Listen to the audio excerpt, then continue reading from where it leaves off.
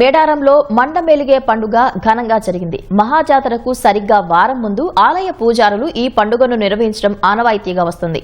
మండమేలిగే పండుగతో మహాజాతర లాంఛనంగా ప్రారంభమైనట్లై పూజారులు వేకువజామునే లేచి ఆలయాలను శుద్ధి చేసి ముగ్గులు వేశారు. డోలు వాయిద్యాల మధ్య మేడారం పరిసరాల్లో గ్రామస్తులతో కలిసి పసుపు కుంకుమలతో పూజలు చేస్తూ దిష్టి తోరణాలు కట్టి గ్రామాన్ని అష్టదిగ్బంధనం చేశారు.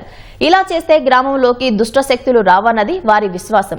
ఇవాళ రోజంతా ఉపవాసాలుండి రాత్రి గద్దెల చెంత తల్లులకు నైవేద్యాలు సమర్పించి జాగరణ చేస్తారు. రేపు ఉదయం వరకు అత్యంత భక్తి శ్రద్ధలతో పూజలు నిర్వహిస్తారు. ఇక వచ్చే బుధవారం నుంచి మేడారం మహాజాతర అంగరంగ వైభవంగా మొదలవుతుంది. మొదటి రోజున సారలమ్మ, పగడిద్దరాజు, గోవిందరాజులను గద్దెల వద్దకు తీసుకువస్తారు.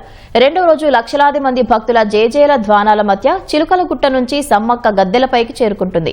మూడవ రోజు వనదేవతలంతా గద్దెలపైనే ఉండి భక్తులకు దర్శనమిస్తారు.